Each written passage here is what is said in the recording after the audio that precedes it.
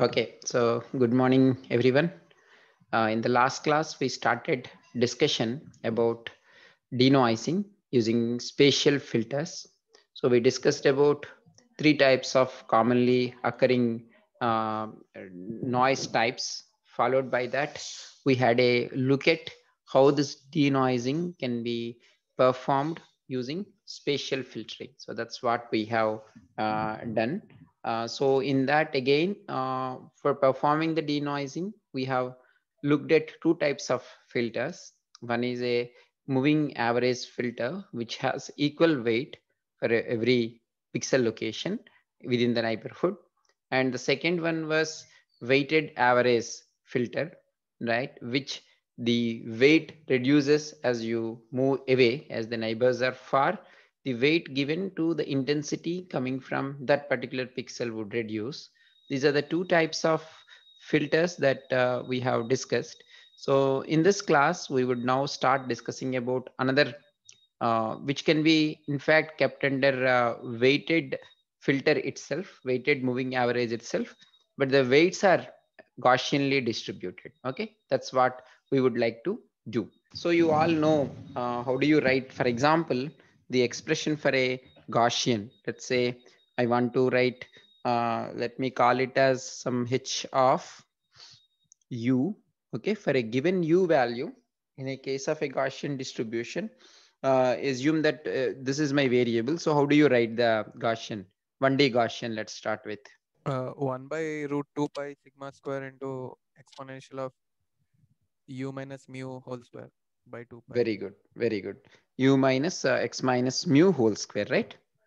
Or sorry, u, right? Because we have taken here u. Yeah, u minus mu, then 2 whole sigma, square by Sigma 2 square. sigma square, I think. 2 sigma square, right? So anyway, in our all Gaussian smoothing and all, you would consider zero mean here, okay? And then you would be varying just the variance of standard deviation of a given one. So that would reduce this expression to h of u equal to, when for a zero mean, okay, square root of 2 pi into sigma exponential of u square by 2 sigma square. Okay, good. Now let's move on to 2D, because the images are all 2D in nature. So let me keep that as now h of u comma v, 2 pi sigma square. right? Then I think we have to multiply 2 exponentials, sir. V square and correct, v square. correct. So assume that both of them have the same sigma value. Okay, then how can you write that? Sorry, I think we missed here minus sign, right? It has to exponentially decrease. So minus of that one, right? So minus of, what do you expect here? U square plus v square. Very good. Whole divided by 2 sigma 2 square. sigma square. That's all. So what we are going to do now is, in your, let's say, let's first draw for a 1D. If you are considering a kernel here, okay, then for that, for the middle one, this is something like this, okay, depending on, this is the kind of weights that you would like to consider. So the weights reducing in terms of this Gaussian as you move away from this center. That's how you could consider the weights for the filter that you are going to design for weighted averaging. So basically weighted averaging filter we have seen already. So this is a kind of, if you want to be more specific, this is a Gaussian weighted moving average filter. Okay, Gaussian weighted moving average filter. That's what we are going to have a look at. So we would take a look into the Gaussian weighted thing. So before that, let me again just also show you the averaging filter we discussed was, you had 1/9 everywhere. You are doing a cross correlation with it, and that's how you are getting the denoised image where you are using a averaging filter for denoising. So if you want to look at the kernel for that, which is performing this denoising, it is in fact looks like this. If you are keeping value 1 for those pixels which are 1, okay, are bright, okay, 255. Yeah. Anyway, binary image plotting is good enough here, particularly for this averaging filter. So this is how it looks like. So as we discussed, this is also referred to as a box filter.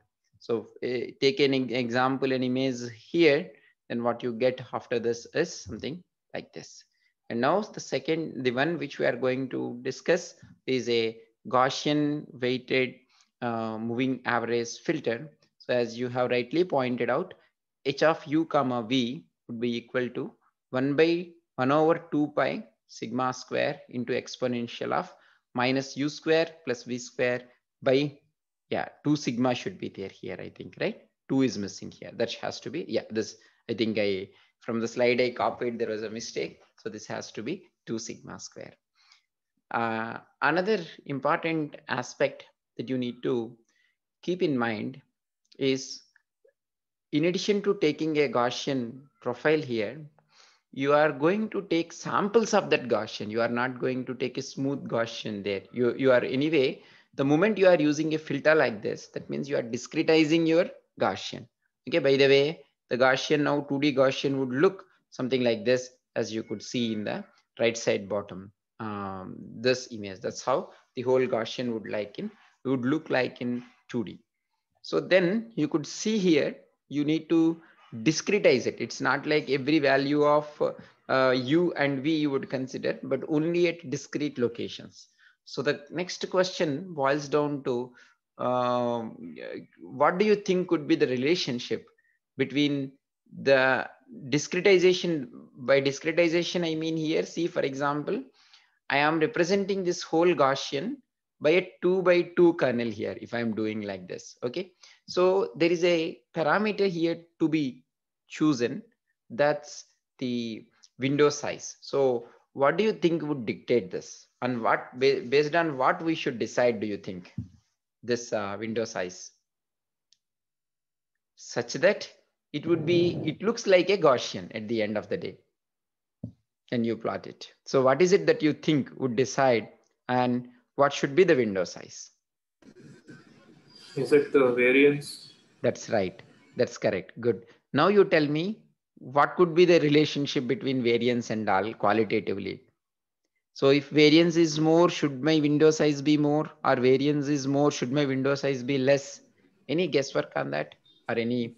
The more variance means that your Gaussian is spread around, which means probably you'll have to take a bigger window size.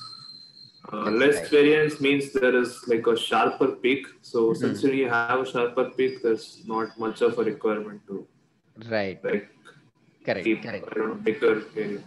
That's in fact correct. See, usually, if you look at the 1D Gaussian curve, I think it is up to 3 sigma roughly, on the positive and negative sides, that you have significant weights there. So at least you should have 1 sample per sigma, you should be having. Otherwise, it doesn't look like a sigma, it doesn't look like a Gaussian anymore. Okay, see, for example, this is something, when you discrete this one original, again, the way we plotting is also discrete, but there are 2 ways to look at it. One is by intensities, another is a surface plot.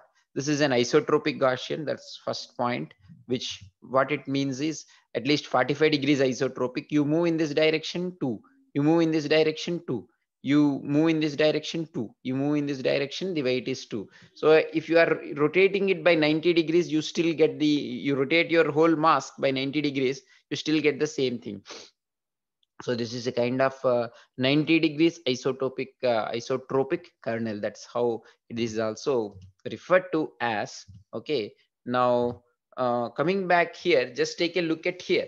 Suppose you have sigma equal to 5, standard deviation of 5, and assume now you are using a window size of 10 by 10 versus 30 by 30. Okay, and if you are plotting just the intensities, this is how it would look like. And if you are plotting a surface plot, this is how it would look like, and for varying values of u. On the other hand, if I am taking 30, you could see here, this is more symmetric, right? And if you plot it, it looks more like a Gaussian. See, for example, here, barring these corners here, you are losing this information properly here. It doesn't look like anymore a Gaussian at all. So essentially, if your standard deviation is increasing for your kernel, then you should take a window size larger. So one rule of thumb that usually will be taken is 3 times on one side and 3 times of sigma on the other side, the samples, and of course middle is 1. So that means, suppose if my variance, if my standard deviation is 5, so 3 into 5, 15 on my standard deviation is 5. Okay, so 3, so usually then by that what it should happen is 15 on one side and 15 on the other side. Okay, 1 in the middle, so that's roughly 31. Because you want to keep it odd. Anyway, here for plotting purpose, they have taken 30. That's something which would reasonably give you a Gaussian curve.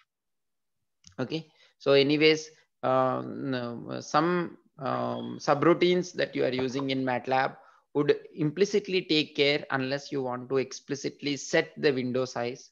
If that is not the case, and if you have to set the window size, pay attention to your standard deviation and accordingly look at whether your the window size that you have considered is good enough to represent it, such that it looks like a Gaussian or not. Okay, that's something. And suppose if you in your experiments you are varying the sigma value, you need to appropriately make sure that you would vary the value of the window size also. And of course, if you are taking a bigger one, there is not really a problem as such in terms of representing it as a Gaussian. Here is one example. Maybe for sigma equal to 2, if you are taking, so from the same logic, 6 on one side, 6 on another side, and middle one, so that is 13. If you look at it as 30 by 30 kernel, if you plot it and look at it, you could see a lot of the values will have a very small non-zero value.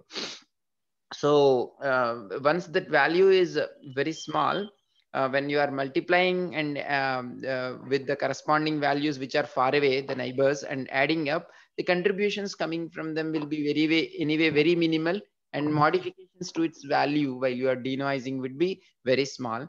But your computational cost is increasing here. Okay, so that you could see here, this is almost 0. So that's why it is for the sake of computational reasons, you would prefer not to have a mask which is too big. At the same time, you want to make sure that you would capture all the required number of samples of the Gaussian while you are discretizing it, so that it still looks like a Gaussian. That's the thing here. Again, for the sake of just illustration, I again took some slides from, I don't know the exact source of presentation, but there was something like F special Gaussian where you need to specify H size. But once you play with MATLAB, there are other commands also where you don't need to explicitly give the size of your window. All you need to mention is your sigma value, and accordingly, it would figure out what should be the window size. Okay, that's what it is about. And obviously, if your sigma value is large, you could so do you expect the image to get more blurred or less blurred compared to a kernel which is having a small sigma value? So I'm giving you two cases with relative values of sigma.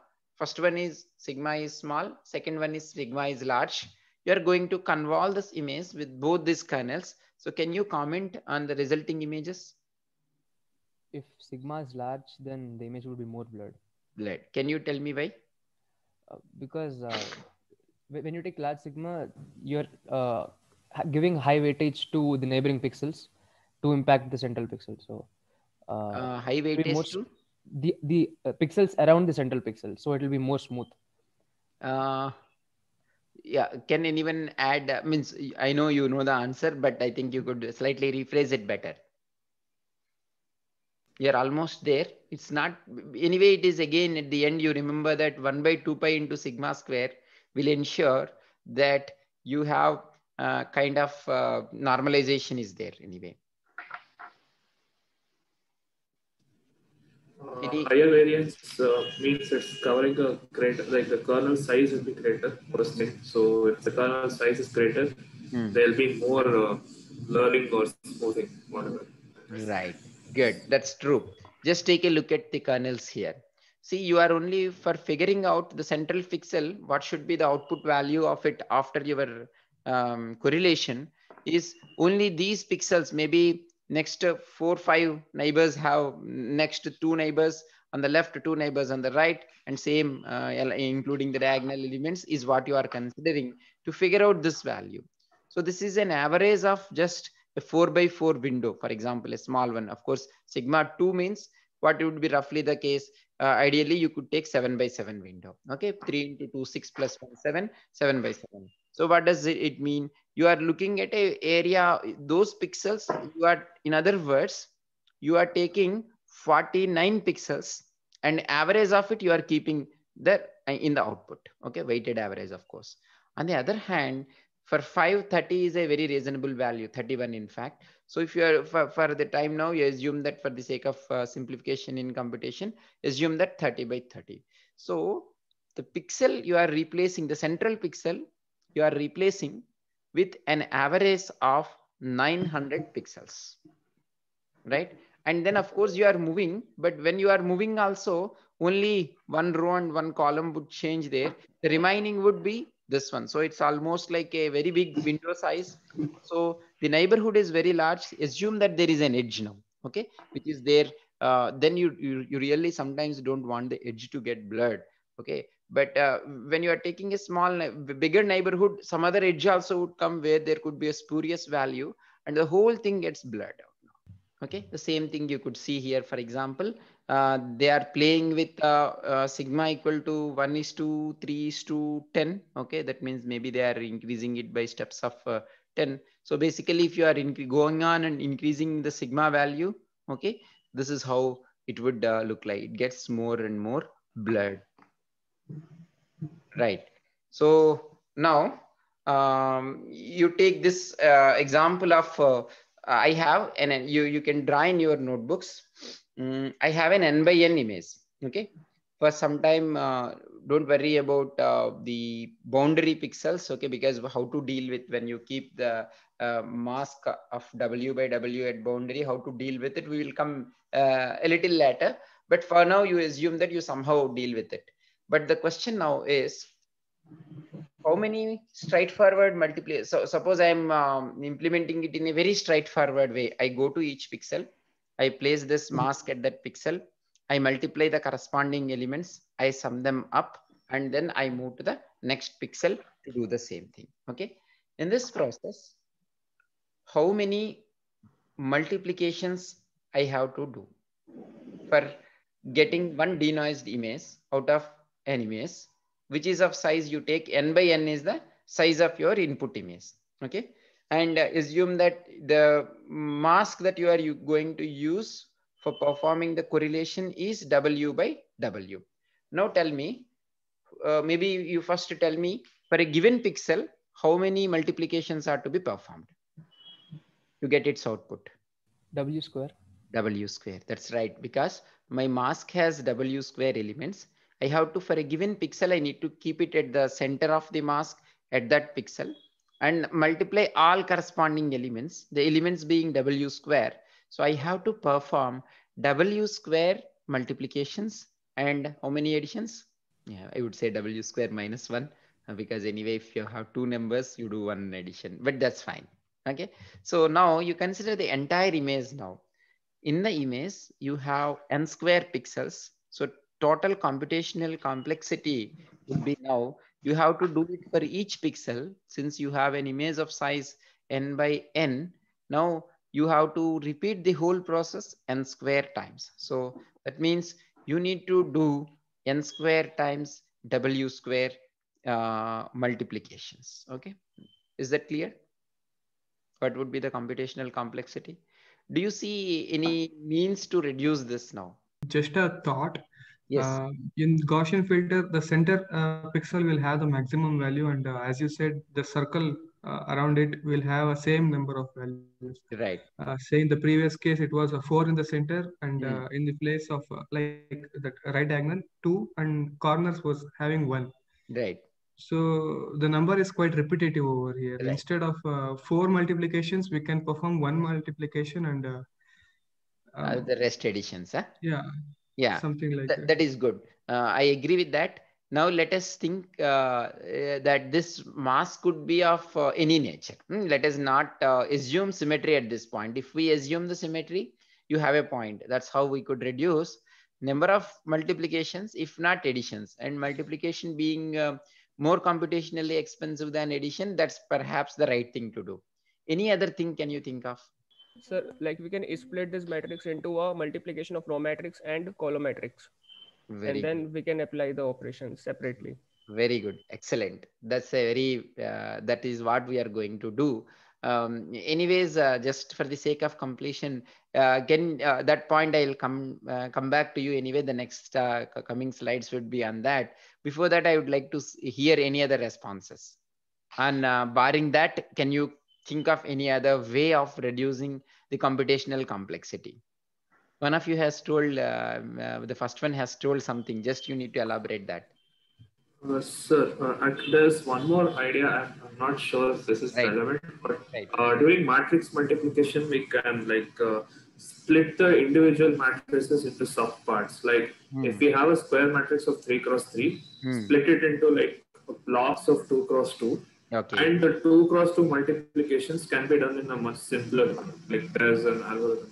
Okay. Okay. Parsons, Yeah. Yeah. So Parsons something like multiplication. you are thinking of a divide and conquer kind of algorithm. The first one has told, first student who has said has almost told the answer. Yeah, like sir, I mean, let's say you do the kernel multiplication on the first time for like on the top left Yeah. corner. Maybe we will take this itself. Okay. You have done for this. Huh? Yes, sir. Now I want to move to this one. Now you tell me. Then the top row already we have computed multiplication of like 2 Right. elements. So Right. maybe we can just add a new one and do it. Subtract the old one. Very good. That's true. Assume a 3x3 window here. Okay. For this, you are going to make. Sir, but then that would Okay. require the symmetricity to be there, no, sir. That requires the Symmetricity of symmetricity to the be. mask. Yeah. So for example, when I am moving here, you are right. You are right. So if symmetricity is there, I can do. For example, take a simple averaging filter, right? Then it is possible. So for example, this is what I would take for the first one. Assume a simple averaging filter. Okay. So then when I am moving to the pixel which is right to it, I have to do the operations again for this simple addition. So then what could happen is I simply subtract this value obtained from this and then add to this, just simply do this and add to it. Okay. So that's something can be done. But as you rightly said, this assumes that when you are moving also, this is only for special cases it is possible, right? Suppose if I have everything in one, then it is possible. Otherwise, this will not work. But the best thing to do is this separability, okay? Where I would, for example, take this mask 4 for the center, 2, 2, 2, 2 here. Diagonals will be 1, 1. Suppose I have this matrix. This matrix, I can write it as a column vector of 1 to 1 multiplied with a row vector of 1 to 1 would eventually give me this 3 by 3 matrix. So first, let's say I do correlation using this filter, the first filter. How many operations would be required for that now? For the entire image. Assume again this one is, let's say, consider it as W by W here. Now tell me what is the order of multiplications required for this one, for the entire image of size n by n? N square times? W square. Correct. And what about this second one? On the output of it, you are doing it. So now again, how many are required? Yes, n square times W again. So now the total number of operations are 2 times n square times W. Is it not? Whereas earlier, If you are considering the whole one, so that was n square times w square. So consider a w value very large. So take n square as constant. Let's say w is, let's say 100, just to see exaggerate things. If it is 100, so what is this? N square multiplied with 10,000 here, right? Whereas there n square multiplied with 200. Those are the, so that's getting the power, getting 2 from the power to multiplication of the same in the same level is in fact drastically would reduce there. Is that clear? Sir, but Yes. this method that you have mentioned, this only works if we have like this symmetric matrix. No, sir, if we are taking a general mask, how can we like directly split it into a row and column? Yeah. Then So we might have. that's a very important point. So it might, this is possible only when you have symmetric masks. Then only you could. So the question boils down to, given an n square w by w matrix, can you decompose it into a multiplication of a row vector and a column vector? Then only this is going to be possible, right? Otherwise, this is not possible. But again, what would happen normally is, in case of your filtering, you want an operation or a filter which is rotational invariant. So most of the times in practice, you would end up with a mask which is symmetric, at least 90 degrees isotropic. Then this can be done. But nevertheless, there could be always, you can come up with instances where you cannot write a 3 by 3 matrix into a multiplication of a column vector and a row vector. Then you cannot use it. Then you are right, we cannot use it. Is that clear? Sir, just a point of clarification. Yes. While doing this column and row multiplication individually, how exactly are we multiplying it over there? Like, suppose say in the previous image, there was 1 in the middle and 0 around it. Right. If we take a column matrix 1 to 1, how will we multiply it over here? Yeah, see, for example, you have, okay, 1 to 1 is there, na? So what you would do now is you keep 1 to 1 here. So for example, this point I want to find out. So you keep that mask here to find out what would be the output at this particular pixel location. You keep that filter there. Central point you would intensity you will multiply with 2, top with 1, bottom with 1, and then you sum them up. And you would repeat. So let's still ignore the boundary pixels. Okay, the rest you don't have a problem. Thank you, sir. Yeah, good. Any other points here?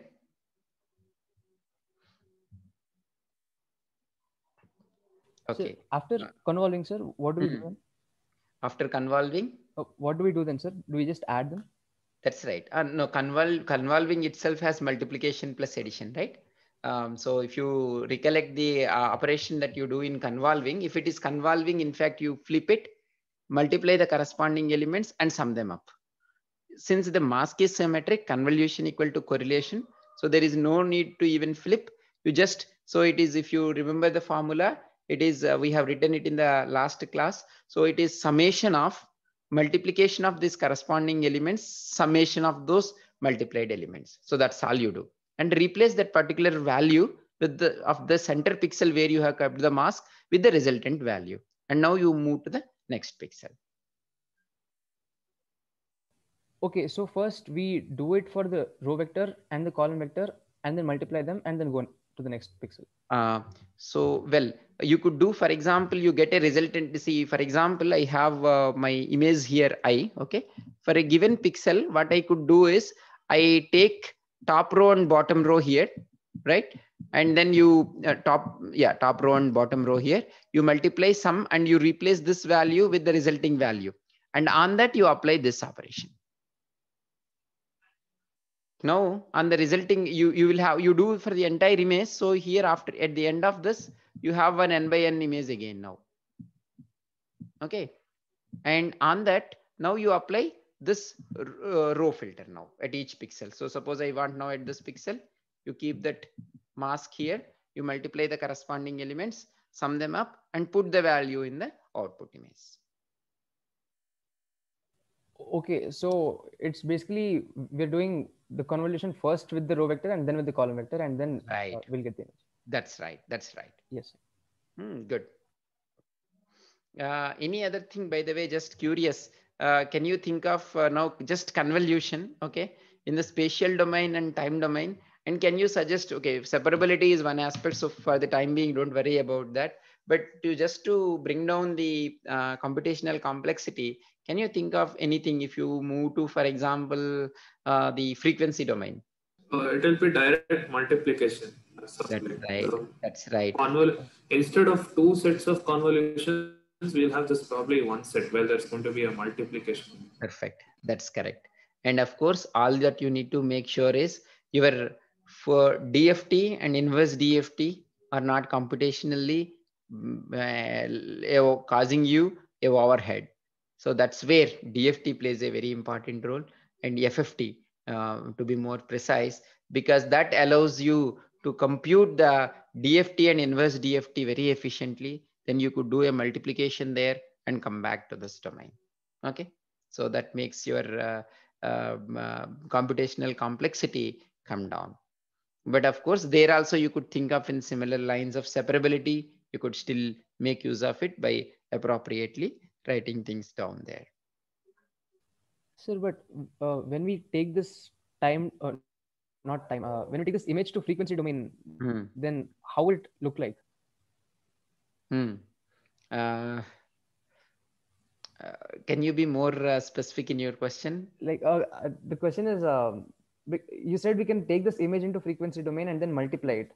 So there must be some kind of representation of the frequency domain. Right. So maybe I think for easy to grasp it, think of it first a 1D signal. Just to take one row, for example. Okay. So this one row, if you are taking into the so it is now simply from your DSP, it is like for a given x of n, you compute x of k. Okay. And then here also you consider one row here, for example. Then for that y of n, you compute y of k. Convolution here is equivalent to multiplication there. So it is like, for example, if your size is capital N for one row, it is an n point DFT you would compute for both the mask and this, right? And then you have there two signals which are of length n, you multiply them and you then compute inverse DFT. Just that we have not done any, you have not yet perhaps done so far computing the two-dimensional DFT. We were just limited ourselves earlier in your DSP course to just 1D DFT. But a straightforward extension would give you two-dimensional DFT, which would follow a similar footsteps as that of a 1D signal. Okay, anyway, we will not be doing that. That's just a lead I wanted to give you and you could think about it. Okay. So then one of you have rightly pointed out in the ending of the last class that how to deal with boundary issues. That's in fact, an important issue to be addressed, because assume that you have this dotted line here is giving you the original image. Then, for example, when you want to correlate for the pixel which is there, let's say at the top left corner, you do not know when you superpose it for the top part, you don't have, for example, here, okay, once you fill this dotted lines here in as a rectangle, there are still values there, okay, above on the left and as well as on the top, for which you don't know any of those values. So how to deal with them? This is a very important thing you should do consciously, okay. Similarly, when you have a pixel here down, you do not know the last, assume a 3x3 window of kernel. So for the last row, this one row here and one row on the left and one row on the bottom, you don't have any values. So how to deal with them and what would be your final image size should be? These are the questions that you should have some idea about. Well, this while you are doing it anyway, you won't be implementing this unless for a programming assignment. If I ask you explicitly to write your own subroutine to do this, otherwise you would be calling some filter function which does this 2D correlation. So for example, filter 2 does that, where you need to mention how to deal with the boundary issues. This way, let us look at it from as two modules. The first thing let's take a look at is what is the output size that you would want. Assume now that you would make some assumption on what the values here. Okay, that's one way. Assume that we make an assumption, and what should be our image size after convolving it. This is something we have to keep it in mind. For example, if you consider that after convolution you want to get a full size. Okay, full size, by that I mean everywhere you want to do so let me, I think I have it somewhere next. Okay, here itself. Okay, so I leave it to you to work out what would be the, suppose even for this I can assume, let's say a simple case, you just pad your original image with zeros in order to do these computations. Okay, you figure out yourself that what would be the resulting image size. That's one thing. Okay, but another, so where you would in fact notice here, you consider every possibility here. See, for example, I think what I was explaining just before this would come to the same size. This is what we would typically do. See, if you have an n by n image, at the end of your correlation also, you would like to have an image of size n by n. So then simple case to assume boundaries is you assume you pad the original image with zeros. So this row, this column, this row, this column, this row, okay, you would consider to be zeros, and you do the calculation here. And then the output you would be getting will be of same size. This is the case where you could do with zeros, but you could consider even any possible overlap here. For example, for the zero here, when you are padding it, there also you want to keep it and do it. Then for this pixel, you would be getting some value here, depending on the weight that is there in G. Okay, that is referred to as full size. Can you tell me what would be the size of this? I leave it to you to work it out. Okay, very straightforward. It is not difficult. Same size, this is what you would get. The next one is a valid size. This is another thing. So where you are not going to assume anything about how the boundaries should be padded, but you would rather give an output image where you have a valid overlap between your kernel and the image. For example, here you would stop just at this pixel. Assume that this colored region, inside region, is your original image. You would just restrict till this point here, till this pixel here, because that's the pixel which is allowing you to have all values of image are there, okay, given in the image. So your output image size will be just this, okay, which would be, while the original image is this one, n by n. Okay, so it's not difficult for you to compute now. Suppose this is w by w. Can you tell me what would be the size of this valid region now? Assume w is odd. Okay, you do it out. This is not at all difficult. So this so this is what you would be losing on both sides. You could easily do it. Okay, here on the other hand, this is one extreme, this is another extreme, but what you would rather go with it is to have the same size image.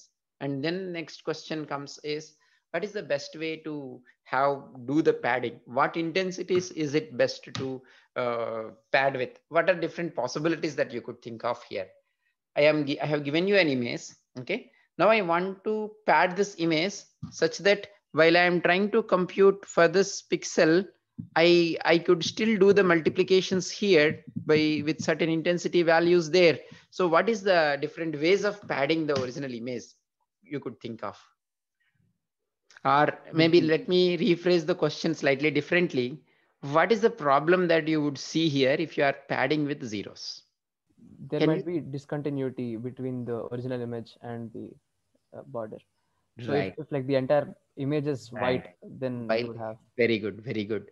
While there is no edgy kind of stuff there in the original image, after you are applying the image, take a simple case of doing an averaging filter. Okay, see, W by W window, almost half of your window now is taking 255. half is taking 0. So you would end up with giving there another value of 125 there. Consider it just a simple image where you have everything white. Okay. Now, if you are doing it with a 0 padding, you are getting a problem of that is not the right way to extend it, at least for that particular case. So now consider the same example. You don't want to introduce any artifacts or in fact noise in the hope that you would remove the noise. You are introducing the noise. But now what is the other way you can pad other than just putting zeros? Can you think of any other thing? Same value as the boundary. Very good. Very good. So that's what you would say. And then, yes. So whatever is there here at the boundary, you would keep the same value all throughout till the next level. Can you think of any other variations to it? That's another way. I would like to see if you could think of any other ways of doing it. We could do this same kind, like how MATLAB does it. So we can just take the filter itself and then convolve it such that we'll get the output result is the same dimension as the input image. Yeah. See, one thing is, even if you are taking the same output, see, the problem is still there. Unless you are taking, if you are taking a valid output, okay, then your original image size is coming down. In most of the cases, you don't want your size to come down. You would like to, let us fix to this now. We want the same size. Okay. When you want the same size, suppose if you have W by 2 rows here, W by 2 rows here. So actually you need to figure out roughly W rows here what to pad with. Similarly, W columns here. So for that, first thing I told is 0 padding. You identified the problem with it. And then you said instead just use the last row value and just extend this. Okay. Or last column value, you extend this, or the other way around. Okay. So can you think of any other way to make the intensities of this padded values?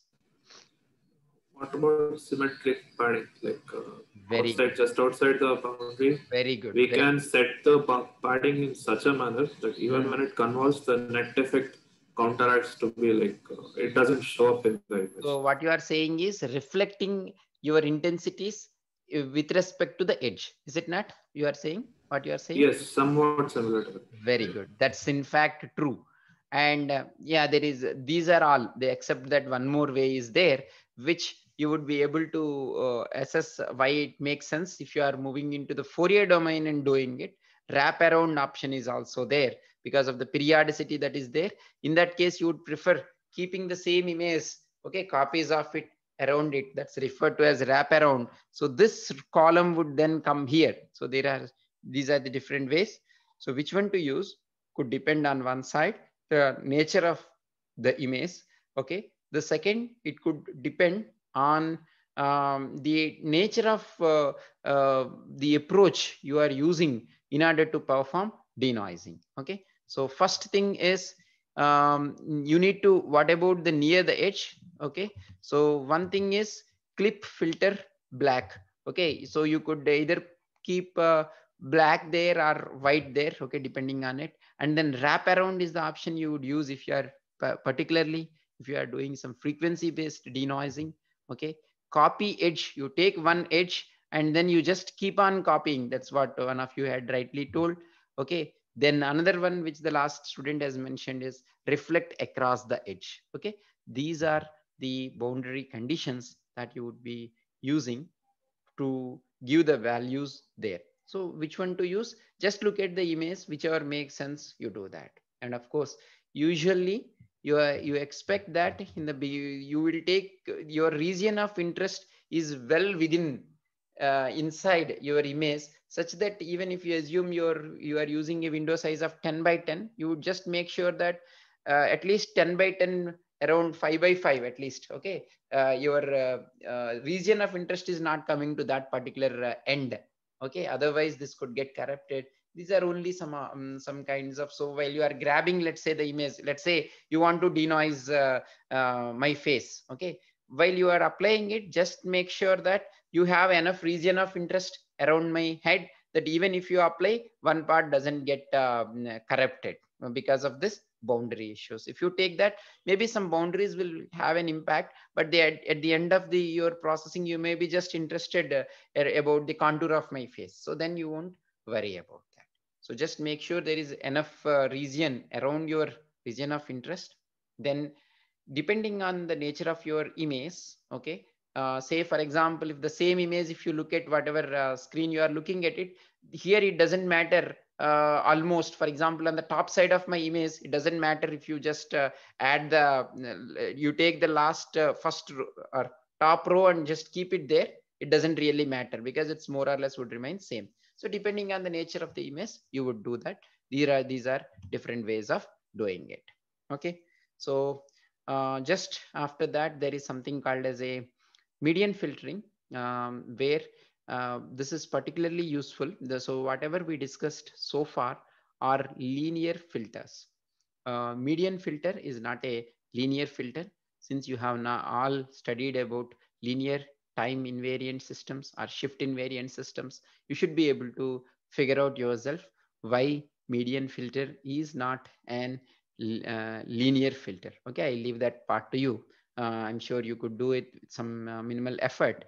And then what you would be doing here is, you have already seen that if it is the nature of the noise is salt and pepper, or just the salt impulse noise, there are only a couple of here and there the pixels got corrupted. So you take a window there, you take all the intensities there, you put them in the ascending or descending order, and pick up the minimum value. Assumption is in that region you have more or less intensities are same. That's what you would do. For example, here is the salt and pepper noise. This is what you would get after applying the median filtering. Of course, here also the window size is something you need to pick appropriately. That tells you within which region you would expect some uniform value. But anyway, since it's a statistical based one, it will take care even there are few pixels which are outside that object. Within that, it should take care. And this one, compared to when, particularly if you have salt and pepper noise or impulse noise, you could think about it, ponder about it in bit more detail, and you would realize that median filter could usually give you much better results than what you would get with the other averaging filters. Okay, so this is an example. This is an edge preserving one median filter. Let's say you could see, I'm just taking one row, again discrete values here. You could see that there is an edge here, okay, and then there is an edge here. Now, for example, you take 3x3 window here and apply median filtering. So from this, you could clearly see that this is what the noise is. That's what you could assume. Okay, so then if you apply median filtering of 3x3, for example, you would see that would nicely give you this is a step edge where there is a sudden transition here. This is a ramp edge which has remained the same if you are using median filter. On the other hand, even if there are just here and there randomly some pixels intensities got corrupted, in case of mean filtering, you would get something like this. So this median filter is an relatively an edge preserving filter than the Gaussian weighted or whatever mean you are taking, weighted mean or whatever it is. Okay, so just to wrap up here, we have discussed so far common types of noises, denoising using filtering, definitions of 2D convolutions and 2D cross correlations, and three types of at least spatial filters for noise removal: moving average, weighted moving average, and of course Gaussian weighted moving average. Then computational complexity of this filtering operations, separability, and boundary issues also we discussed. Then quickly we have saw the median filtering. So the next couple of classes we would completing spatial filtering for template matching. Now we will use it for much higher level abstraction. First one is template matching, and then for computing gradients. Okay, I'll stop here.